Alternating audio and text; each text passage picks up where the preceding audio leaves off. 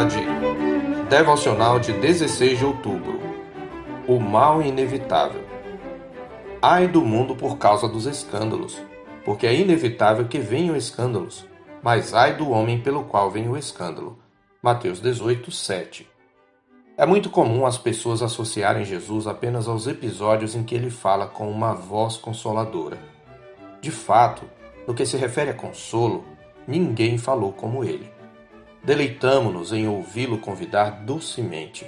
Vinde a mim todos os que estáis cansados e sobrecarregados, e eu vos aliviarei. Tomai sobre vós o meu jugo e aprendei de mim, porque sou manso e humilde de coração, e achareis descanso para a vossa alma, porque o meu jugo é suave e o meu fardo é leve. Mateus 11, 28 a 30. Por outro lado, costumamos passar de largo pelas passagens onde o cordeiro troveja como um leão. No entanto, é o mesmo Senhor que deve ser adorado e temido. A advertência contida no texto da nossa meditação é um desses ditos difíceis de Jesus que, ao invés de consolo, deveria nos dar um frio na espinha. Primeiro, por nos alertar para a inevitabilidade dos escândalos. Não podemos impedir que eles aconteçam, nem mesmo no meio da comunidade dos santos. O Senhor está afirmando que eles são um ingrediente normal da vida. Segundo, porque esta realidade é uma maldição para o mundo, pois o Senhor começa sua advertência exclamando: ai do mundo por causa dos escândalos. O termo ai quer dizer que o mundo está sob maldição e em desgraça por causa da realidade dos escândalos. Mas antes de prosseguir, é preciso definir a palavra. Embora entendamos a palavra escândalo como significando algo que choca as pessoas, o significado primário é de tropeço. Escândalo é um fato que, por sua natureza e pela posição da pessoa que o cometeu, leva outros a tropeçarem. Isto acontece primeiro porque o mau exemplo daquele que trouxe o motivo de escândalo, sendo alguém que é referência em seu grupo, motiva as pessoas mais imaturas a se afastarem de Deus e a se revoltarem contra ele diante da decepção. Em segundo lugar, espelhando-se no mau exemplo, muitos incautos encontram desculpas para levarem a cabo maquinações que há muito já articulavam em seu próprio coração. Eles dizem: se fulano que é fulano fez, por que não eu?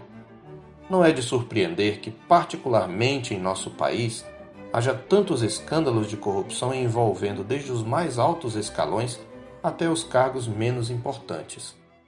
Em terceiro lugar, o escândalo é tropeço porque cria um falso fundamento para os incrédulos blasfemarem de Deus. Esta é a contenção de Paulo com os judeus que se gloriavam na lei e em sua origem judaica, mas não cumpriam a lei. Em Romanos 2, de 17 a 24, repreende o apóstolo. Se, porém, tu, que tens por sobrenome judeu, e repousas na lei, e te glorias em Deus, que conheces a sua vontade e aprovas as coisas excelentes, sendo instruído na lei, que estás persuadido de que és guia dos cegos, luz dos que se encontram em trevas, instrutor de ignorantes, mestre de crianças, tendo na lei a forma da sabedoria e da verdade, tu, pois, que ensinas a outrem, não te ensinas a ti mesmo? Tu, que pregas que não se deve furtar, furtas? Dizes que não se deve cometer adultério e o cometes? Abominas os ídolos e lhes roubas os templos? Tu, que te glorias na lei, desonras a Deus pela transgressão da lei. Pois, como está escrito, o nome de Deus é blasfemado entre os gentios por vossa causa. Todavia, ainda mais terrível é a segunda afirmação do Senhor Jesus acerca do escândalo. Ai do homem pelo qual eles vêm. Ou seja, a pessoa pela qual vem o escândalo está debaixo de completa maldição e desgraça diante de Deus. Ela está perdida. Veja a comparação de Jesus. Melhor fora que se lhe pendurasse ao pescoço uma pedra de moinho e fosse atirado ao mar, do que fazer tropeçar a um destes pequeninos, disse ele no verso 2. Sim, deveria nos fazer arrepiar a espinha saber que aquele que, pelo seu mau exemplo, é instrumento de tropeço para o seu próximo, traz sobre si mesmo terrível maldição. Não devemos tomar a advertência como coisa de somenos. Alguns capítulos antes, na explicação da parábola do joio, Jesus menciona os escândalos como objeto do juízo vindouro na sua vinda. Sua palavra é cortante. Ele diz: mandará o Filho do Homem e os seus anjos, que ajuntarão do seu reino todos os escândalos e os que praticam a iniquidade, e os lançarão na fornalha acesa. Ali haverá choro e ranger de dentes. Então os justos resplandecerão como o sol no reino de seu Pai. Quem tem ouvidos para ouvir, ouça. Mateus 13, 41 a 43. Diante disto, devemos nos aperceber do fato de que, embora não possamos evitar os escândalos à nossa volta, devemos nos empenhar para que não sejamos nós a causa deles. Melhor nos fora morrer do que cair em tal desgraça. Creio que esta deve ser a atitude de todo crente. Sim, essa verdade requer uma atitude radical diante das tentações, atitude na qual os desejos pecaminosos devem ser sempre subjugados. Por isso Jesus diz nos versículos seguintes do mesmo texto: portanto, se a tua mão ou o teu pé te faz tropeçar, corta-o e lança-o fora de ti. Melhor é entrares na vida manco ou aleijado, do que, tendo duas mãos ou dois pés, seres lançado no fogo eterno. Se um dos teus olhos te faz tropeçar, arranca-o e lança-o fora de ti. Melhor é entrares na vida com um só dos teus olhos do que, tendo os dois, seres lançado no inferno de fogo. Versos 8 e 9. No mesmo capítulo, nosso Senhor também estabeleceu a responsabilidade da Igreja no exercício fiel da disciplina, a fim de corrigir os escândalos que surgem em seu seio. Ele estabeleceu as diretrizes para o processo da disciplina nos versos 15 a 17, começando com o confronto individual.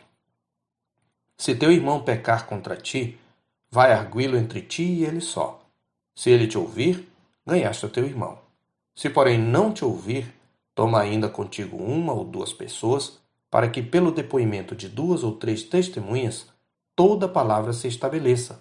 E se ele não os atender, dize-o à igreja. E se recusar ouvir também a igreja, considera-o como gentio e publicano. Além disso, o Supremo Pastor sanciona a autoridade da sua igreja para ministrar disciplina como representante da sua autoridade. Nos versos 18 a 20 ele diz: em verdade vos digo que tudo o que ligardes na terra terá sido ligado nos céus, e tudo o que desligardes na terra terá sido desligado nos céus. Em verdade também vos digo que se dois dentre vós, sobre a terra, concordarem a respeito de qualquer coisa que porventura pedirem, ser-lhes-á concedida por meu Pai que está nos céus. Porque onde estiverem dois ou três reunidos em meu nome, ali estou no meio deles. Veja que, diferentemente do que a maioria entende no que diz respeito ao último versículo, ele se refere à igreja reunida para disciplinar e não a reuniões de oração, embora o princípio possa se aplicar também a elas.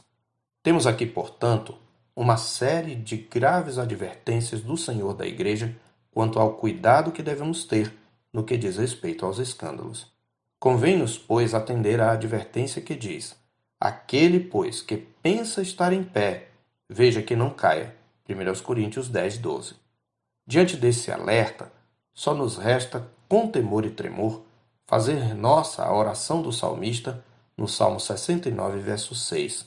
Não sejam envergonhados por minha causa os que esperam em ti, ó Senhor, Deus dos exércitos. Nem por minha causa sofram vexame os que te buscam, ó Deus de Israel. Amém. Eu sou o pastor Marcos Augusto, pastor da Terceira Igreja Presbiteriana de Boa Vista, em Roraima. Tenha um bom dia na paz do Senhor Jesus.